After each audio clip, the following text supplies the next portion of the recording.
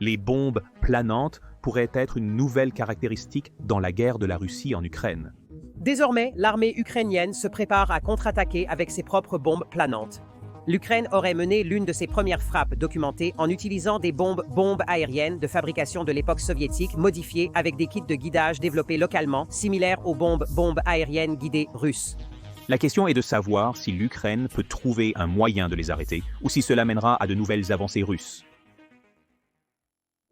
Le 25 juin, l'Ukraine a testé sa première bombe planante produite localement. Constructorsco, Bureau Medoïd, une entreprise ukrainienne de défense, a transformé une bombe soviétique, bombe aérienne de fabrication 500 de 500 kg, en une arme planante de précision grâce à son kit bombe aérienne, guidé développé localement, faisant preuve d'une ingéniosité nationale audacieuse. Le système intègre des ailes déployables, un guidage assisté par Global Positioning System et une navigation inertielle pour fournir une arme capable de frappes à distance. Le système a atteint une portée de vol planée de 60 km lors des essais depuis un bombardier Su-24 Fencer de première ligne. Mais avec l'évolution rapide de la technologie, on peut s'attendre à des largages de 80 et même de 100 km dans un avenir proche. Cette avancée est une étape technique majeure et un changement stratégique très attendu. L'Ukraine modernise d'anciennes bombes soviétiques avec des kits de guidage de précision, s'inspirant ainsi de la stratégie de son ennemi. Plus précisément, l'UMPK russe, qui utilise la même bombe aérienne de fabrication 500, avec un kit d'ailes similaire à celui du système ukrainien. Depuis début 2023, elle sème le chaos en Ukraine, visant hôpitaux, écoles et immeubles d'habitation avec des effets dévastateurs. L'Ukraine est passée de la supplication pour obtenir des 25 000 $, pièce examinons cela de plus près. L'équivalent ukrainien du UMPK jusqu'à présent a été une multitude d'armes occidentales comme le Joint Direct Attack Munition Extended Range américain, le armement air-sol modulaire Hammer français, ou le Guided Bomb Unit, 39 Small Diameter Bomb, beaucoup plus petit, qui est également américain.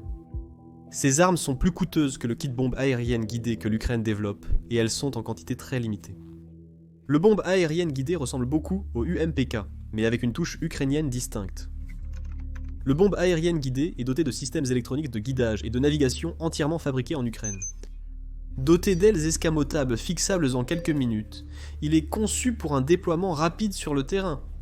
Malgré l'importation de certains composants comme les récepteurs satellites du bombe aérienne guidée résistant à la guerre électronique, le cœur du système est fièrement conçu localement.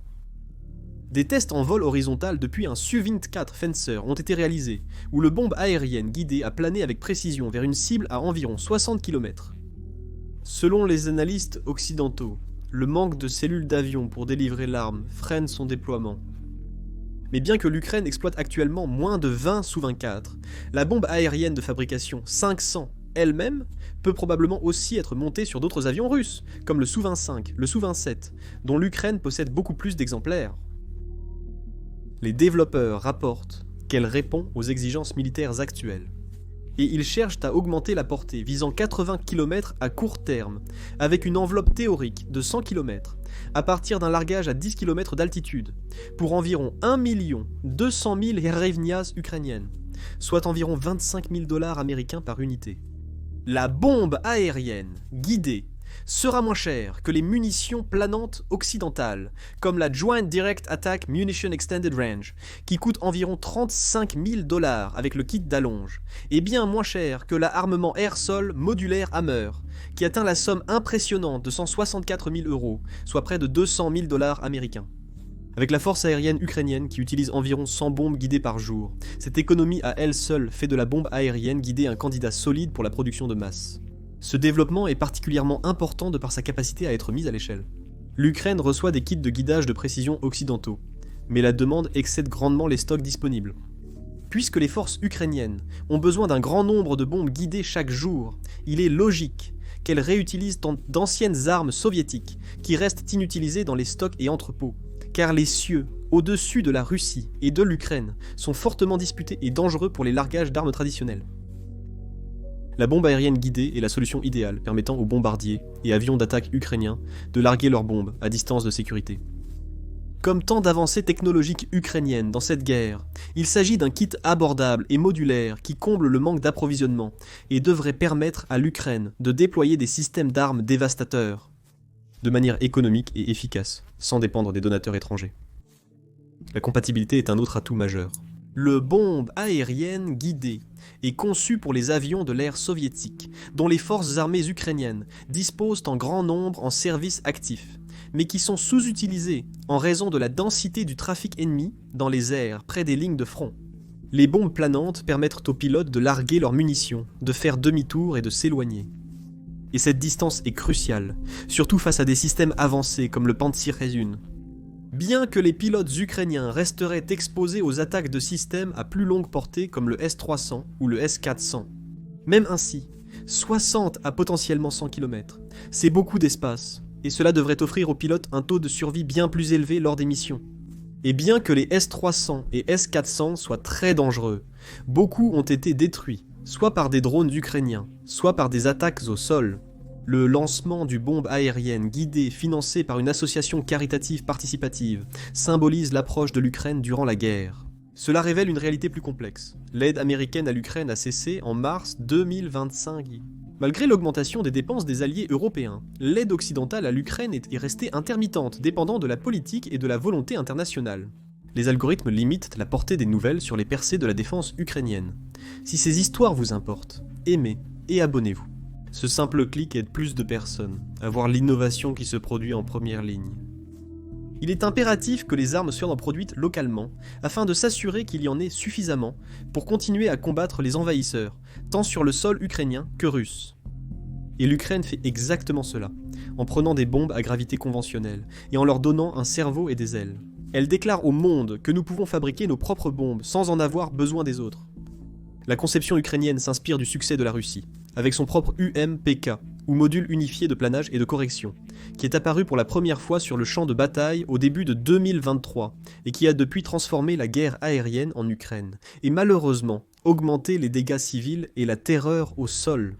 Conçu en 2002 par Basalt sous le nom de MPK, l'UMPK, a été présenté pour la première fois au salon aéronautique de Farnborough. Il existait en 4 variantes de complexité croissante, mais n'a jamais été produit en série ni trouvé d'acheteurs dans le pays, et a été mis de côté pendant des décennies. Qui aurait pensé à l'époque que la Russie se retrouverait dans une guerre d'usure de plusieurs années, où convertir des bombes de l'époque soviétique en armes de précision aurait du sens? La MPK, connue familièrement sous le nom de Joint Direct Attack Munition russe, car elle est très similaire au système américain, Joint Direct Attack Munition. Extended Range est un kit de guidage à bas coût qui transforme les bombes non guidées de l'époque soviétique, généralement la FAB-500, en arme de précision capable d'atteindre des cibles à des dizaines de kilomètres. Un système similaire a également été utilisé sur les bombes aériennes de fabrication 250, dans ce cas appelé UMPBD-30SN. Le système, d'une simplicité trompeuse, fixe des ailes déployables et des ailerons de queue sur une bombe standard, avec navigation inertielle et guidage par satellite GLOSNAS.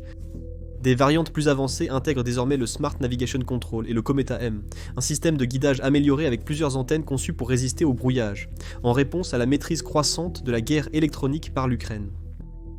Le porte-parole de l'armée de l'air ukrainienne, Yuri Ignat, a rapporté que l'armée russe a commencé à utiliser des bombes aériennes, modifiées à elle, avec une ogive pesant 500 kg à la fin du mois de mars 2023. L'effet sur le champ de bataille a depuis été profond.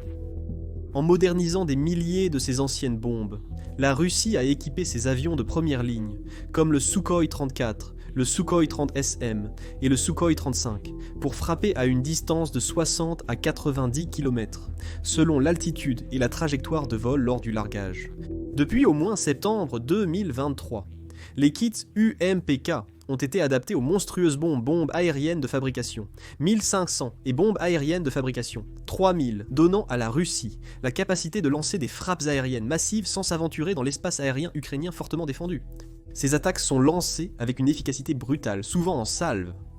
Début 2024, les responsables ukrainiens estimaient que la Russie lançait plus de 180 bombes planantes par jour, soit plus de 3500 frappes en seulement 10 semaines. Les bombes ont rasé des tranchées et des postes de commandement. Plus inquiétant encore, Elles ont été lancées sur des immeubles d'habitation, hôpitaux et écoles, montrant le mépris de la Russie pour la vie des civils et les infrastructures. Et les dégâts sont horribles. Selon l'Institut pour l'étude de la guerre, la bombe aérienne de fabrication 500 a un rayon de destruction de 250 mètres et peut détruire un bâtiment entier. L'UMPK bon marché est produit en masse et précieux pour la machine de guerre russe qui s'épuise. Chaque kit coûterait environ 20 000 à 25 000 $, soit une petite fraction du prix d'un missile de croisière ou balistique moderne, ce qui en fait un outil précieux dans ce conflit prolongé. La Russie a tiré parti de cette accessibilité financière pour user les villes et les infrastructures ukrainiennes dans sa guerre d'usure contre le peuple ukrainien. Pourtant, le système n'est pas sans défaut. Sa précision dépend fortement d'un guidage satellite ininterrompu. Sous le brouillage ou la falsification des signaux ukrainiens, les bombes UMPK manquent souvent leur cible de centaines de mètres. Mais quand on cible toute une ville, la précision peut être moins cruciale.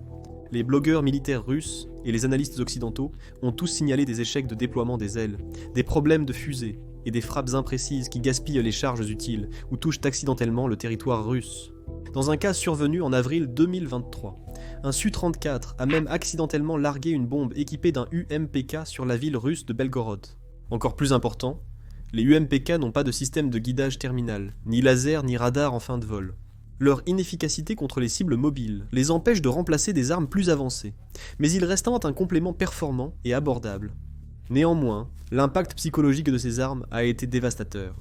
Les soldats ukrainiens qualifient les zones de bombes planantes de terre morte. Des villages, des écoles, des hôpitaux et des quartiers entiers se sont transformés en cratères et en fondations calcinées. Les bombes arrivent, sans avertissement, planant en silence jusqu'aux derniers instants, ne laissant que peu de chances de réaction aux civils et soldats. De nombreuses frappes, intentionnelles ou indiscriminées, ont touché des infrastructures civiles, transformant des lieux autrefois animés en ruines. Avec les avions russes, capables de lancer des attaques depuis de hautes altitudes en toute impunité, et avec peu de moyens efficaces pour intercepter les bombes en vol, le système UMPK est devenu une arme de destruction, et un outil de terreur le long des lignes de front et bien au-delà. L'Ukraine développe des contre-mesures pour intercepter ou neutraliser les bombes planantes russes, bien que ce domaine soit encore nouveau et en évolution. L'une des lignes de défense les plus efficaces jusqu'à présent a été la guerre électronique. Les unités ukrainiennes déploient souvent des brouilleurs mobiles, comme le Lima, produit localement, qui perturbent les systèmes de navigation par satellite russe. En perturbant les signaux G, LOS, NAS, ces brouilleurs font perdre leur trajectoire aux bombes guidées UMPK, qui ratent souvent complètement leur cible. Dans certains cas, des salves entières n'ont pas réussi à atteindre leur cible prévue, obligeant les forces russes à utiliser plus de bombes par cible qu'auparavant. De nouveaux outils sont testés pour neutraliser physiquement les drones kamikazes, en plus du brouillage électronique. Des systèmes d'alerte précoce alimentés par l'intelligence artificielle sont en développement pour détecter les bombes en vol en temps réel, grâce à des signatures visuelles et acoustiques. Des intercepteurs de drones tels que le Titan, fabriqués en Allemagne, sont désormais déployés. Ce sont des drones sans pilote, pouvant atteindre plus de 250 km/h, conçus pour entrer en collision avec les munitions entrantes ou exploser à proximité, guidés par une visée automatisée. Un drone de la start-up française ATRID peut former des périmètres de défense mobile, en utilisant la détection ultrasonique pour intercepter les bombes entrantes avant qu'elles n'atteignent des zones peuplées ou stratégiques. Malgré le développement en cours de ces technologies, comme Lima encore à un stade précoce, elles démontrent l'adaptabilité de l'Ukraine face aux menaces changeantes. Cela reste vrai, même si les nouvelles unités russes UMPK utilisent le système de navigation Cometa-M, rendant le brouillage par Lima plus difficile.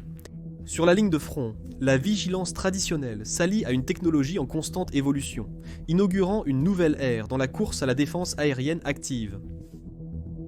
Et l'Ukraine n'est pas le seul pays intéressé par les essaims de drones anti-accès non plus. Le 28 juin, il a été rapporté que l'Inde développe son propre essaim de drones de défense, avec une entreprise privée dont le nom reste confidentiel. Les essaims de drones représentent l'avenir de la guerre et de la défense, et cela est évident depuis le conflit du Haut-Karabakh, en 2020, entre l'Arménie et l'Azerbaïdjan. Le Grom E1, une arme terrifiante spécialement conçue par la Russie, bien que ce ne soit pas exactement une bombe planante. C'est un hybride unique entre un missile et une bombe guidée, conçu par la Tactical Missiles Corporation. Basé sur la plateforme de missiles Cache 38, il possède des ailes, un moteur et un guidage par satellite, pour des capacités de frappe à distance supérieures aux bombes planantes classiques. Pesant 594 kg et équipé d'une ogive à fragmentation hautement explosive de 315 kg, Gromö est bien plus destructeur que le UMPK. Son développement remonte à environ 2015 quand il a été présenté au salon aéronautique MAX en Russie, avec un déploiement officiel dans les années suivantes. Le Gromö 1 se distingue principalement d'une bombe planante par sa propulsion.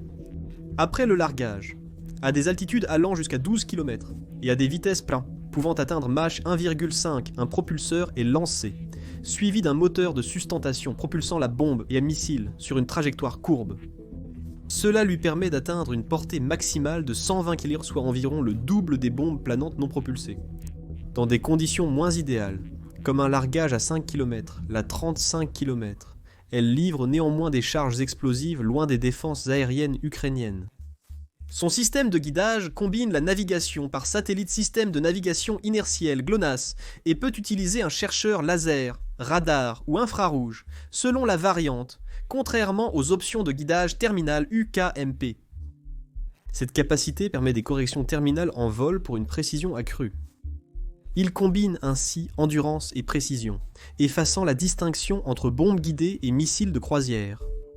Le Grom Eon a été déployé de façon intermittente, d'abord en Ukraine, près de Donetsk en mars 2023, puis lors d'attaques sur Kievka, Kherson, Kupiansk et surtout sur les quartiers résidentiels de Kharkiv en août et octobre 2024.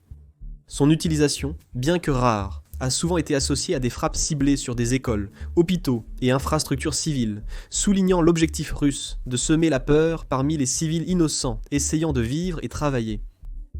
L'utilisation limitée est probablement due au coût et à la complexité de l'I-1. Les estimations suggèrent que chaque unité Grom E1 coûte entre 150 000 et 200 000 $, soit bien plus cher que les kits de bombes planantes à 25 000 $ adaptés aux bombes de type bombe aérienne de fabrication. Les taux de production limités impliquant que la Russie utilise les missiles causent avec parcimonie, sélectionnant méticuleusement les cibles pour maximiser les dégâts et les perturbations.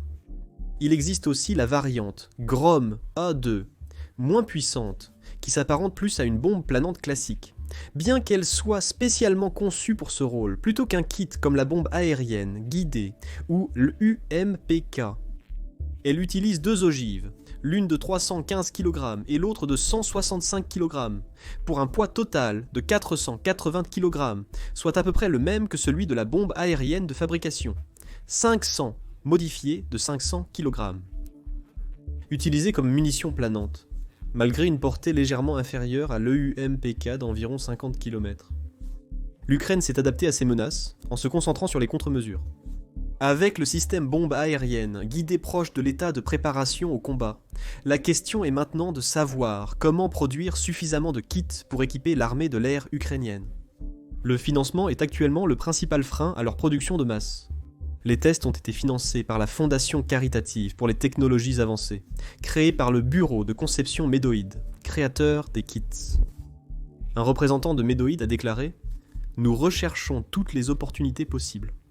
Le coût d'une unité est d'environ 1 200 000, soit environ 25 000 $.